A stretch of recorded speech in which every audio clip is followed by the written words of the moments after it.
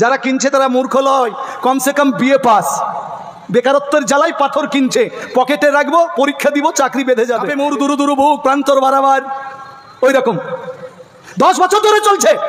আর আমরা ঘুমিয়ে আছি আলেম ওলামারা, আমরা পীর সাহেবেরা, মুরিদ তো মুরিদ থাক, পীর পর্যন্ত ভ্রষ্ট হয়ে গেছে। হিন্দু মুসলমান খেতে পায় না, অর্থ দিয়ে সহযোগিতা, বিয়ে দিতে পারছে না, তাকে টাকা দিয়ে সাহায্য করুন। হোক হিন্দু মুসলমান সাঁওতাল কলভিল মুন্ডা মিচি, তার মেয়ের বিয়েতে অর্থ দিয়ে সাহায্য করুন। তার লাশ নিয়ে যেতে পারছে না, মানে যেখানে পোড়াতে হবে সেখানে নিয়ে যেতে পারছে না, সহযোগিতা করুন, তার লাশটাকে নিয়ে যাক। এই হচ্ছে সম্প্রীতি।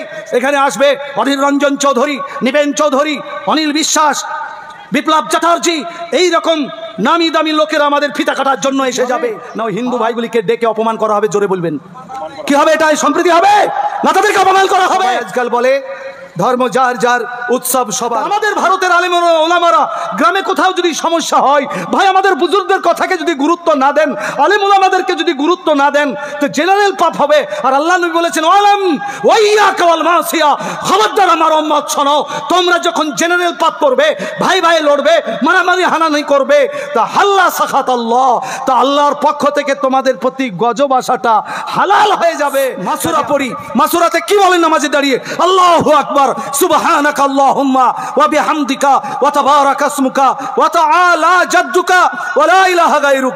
সুবহানাকা আল্লাহুম্মা, সমস্ত পবিত্রতা আল্লাহ তোমার, ওয়া বিহামদিকা, তোমারই প্রশংসা, তোমারই গুণগান, ওয়া তাবারাকা ইসমুকা, তোমার নাম বরকতময়, ওয়া তাআলা জাদ্দুকা, তুমি সুউচ্চ সুমহান, ওয়া লা ইলাহা গায়রুক, হে আল্লাহ পৃথিবীতে তোমাকে ছাড়া কাউকে মানি না, তুমি ছাড়া আমাদের কেউ ভালো মন্দের মালিক নাই।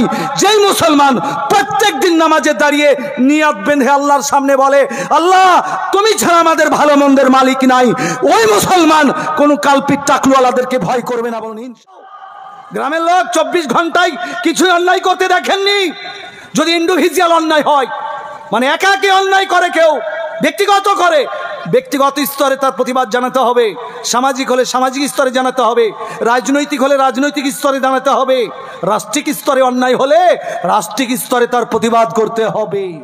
বাধ্য করলো পলিটিক্যাল লোকদের অত্যাচার, অনাচার, অবিচার, মেম্বার, প্রধান, এমএলএ, এমপি, কাল তোমাদেরকে কাল কিয়ামতের দিনে জবাব দিতে হবে। আমাদের যারা সিএমডিএম রয়েছে তারাকে আমরা বুঝাতে পারিনি যে আমরা মুসলমান, সম্প্রীতির নামে আপনাদের পূজা মণ্ডপে গেলে, আপনাদের মা কালীর গুণগান গাইলে আল্লাহর সঙ্গে শিরিক করা হবে, পাপে সহযোগিতা করা হবে, আমাদের ইমান চলে যাবে, আমাদের পিছনে নামাজ পড়া হালাল হবে না, হারাম হবে, এটা বুঝাতে পারিনি। তাই আমরা সাধারণ পলিটিয়ান্স তো দূরের কথা, মৌলবীরা ইমাম নেতার নামে, সম্প্রীতির নামে আমাকে পুলিশে ডেকেছে থানাতে কালো পুজোতে। আমি কি আর মানুষ আছি?